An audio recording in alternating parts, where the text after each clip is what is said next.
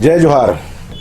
लगभग पौने 200 वर्ष पहले भारत भूमि पर एक संत का प्रादुर्भाव हुआ था, जिन्हें हम गुरु घासीदास जी के रूप में जानते और मानते हैं। 18 दिसंबर 1956 में तत्कालीन स्टेट सीपी बरार, जिसकी राजधानी नागपुर हुआ करती थी, उसके वर्तमान छत्तीसगढ़ प्रांत के रायपुर के समीप गिरोधपुर में गुरु घासीदास जी ने जन्म लिया था। इस दिवस को हम पवित्र दिन मानते हुए गुरु घासीदास जी की जयंती मनाते हैं। इस वर्ष भी यह औपचारिकता पूरी की जा रही है। आप सोच रहे होंगे कि मैं औपचारिकता शब्द का इस्तेमाल क्यों कर रहा हूं।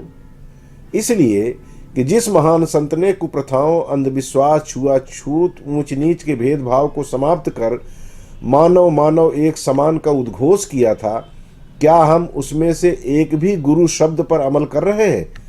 यह यक्ष प्रश्न हमारे समक्ष है। 18 दिसंबर को राजनेताओं को बुलाकर पवित्र जैत खाम के समक्ष पूजन अर्चन कर गुरु घासीदास बाबा की जय का घोष होगा। नेताजी भाषण देंगे।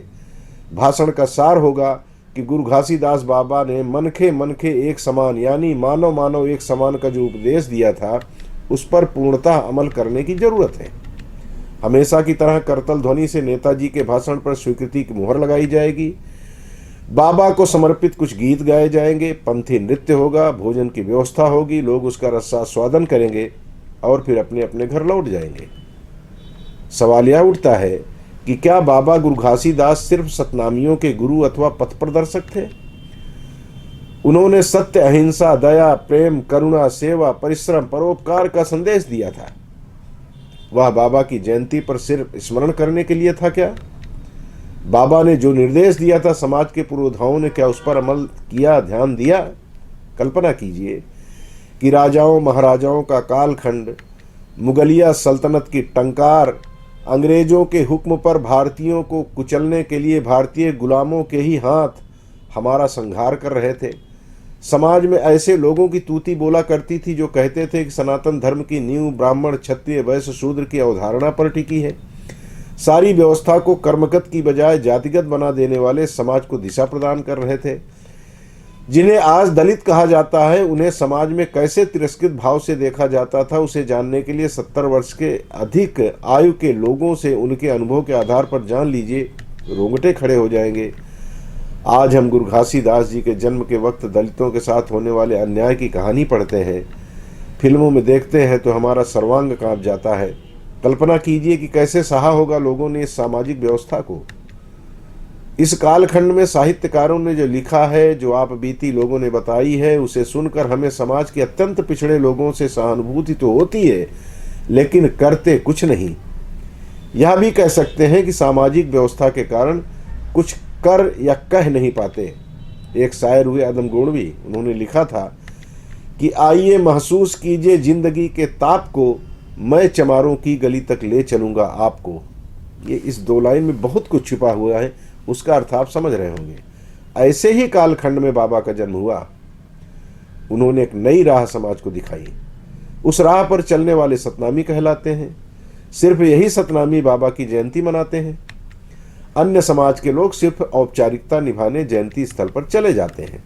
और फिर कहा जाता है कि सतनामी समाज के बहुत से लोगों ने धर्म परिवर्तन करना शुरू कर दिया है। फिर सवाल उठता है कि जब आप अपने आराध्य देव की प्रतिमा या फोटो के समक्ष हमेशा नतमस्तक होते हैं और उनमें गुरु घासीदास का स्थान नहीं होता, तो फिर उनके अनुयायी आपके आराध्य देवों की परस्तिश क्यों करेंगे? जो लोग पीढ़ी दर पीढ़ी कथित उच्च कर्म वालों की ज्यादती का शिकार होते रहे, उनके साथ स्वतंत्रता के इतने वर्षों के पश्चात भी भेदभाव किया जा रहा है। उनकी जाति को लेकर उन्हें अपमानित किया जाने का प्रयास किया जा रहा हो, उनको लेकर बुजुर्गों द्वारा कही जाने वाली अपमानजनक बातें आज भी दोहराई जा रही हों, आज भी उन्हें त्याज्य भाव से देखा जा रहा हो, तो फिर यही कहा जाएगा ना कि हमारा मानसिक दरिद्रपन आज भी दूर नहीं हुआ है। फिर हम यह कैसे मान कर बैठे हैं कि यह आपके द्वारा बनाया गया दलित समाज आपके ही देवी देवताओं के समक्ष नतमस्तक होता रहेगा?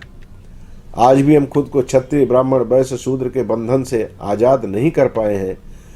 आज भी ग्रामीण क्षेत्रों में ऊंच नीच की परंपरा बरकरार है। आज भी तालाबों के कई घाट होते हैं। आज भी स्मशान घाट अलग अलग दिखाई देते हैं। आज भी गांव रिश्तों में तो बंधा है, लेकिन रोटी के मामले में दूर दूर का भाव रखता है। इसलिए सर्वाधिक गंभीर होना पड़ेगा सनातन की झंडा बरदारी करने वाले लोगों को। जात पात की करो विदाई, हम सब हिंदू भाई भाई का नारा देने वाले सबसे पहले सिर्फ यही न कहें कि शूद्र भगवान के चरण होते हैं, पहले उनकी वंदना होती है। वे दलितों के यहाँ भोजन करें, उन्हें गले लगाएं, पीढ़ी दर पीढ़ी अपमान सहने के उनके प्रारब्ध को बदलने का यत्न करें। और हाँ, भगवान राम, भगवान कृष्ण, भगवान शिव और अन्य तमाम देवी देवताओं के चित्र के साथ ही गुरु घासीदास, रविदास, कबीरदास जैसे समाज सुधारक संतों के चित्र को भी पूजा स्थल में स्थान दें। यदि ऐसा नहीं हुआ तो इसका सबसे बड़ा खामियाजा सनातन धर्मियों को ही भुगतना पड़ेगा। और हाँ, तथाकथित कुलीन समाज के प्रमुखों को गुरु घासीदास जी के जयंती पर उन्हें प्रणम्य भाव से निहारने के लिए जयंती स्थल पर अवश्य जाना चाहिए। जय हो बाबा गुरु घासीदास की।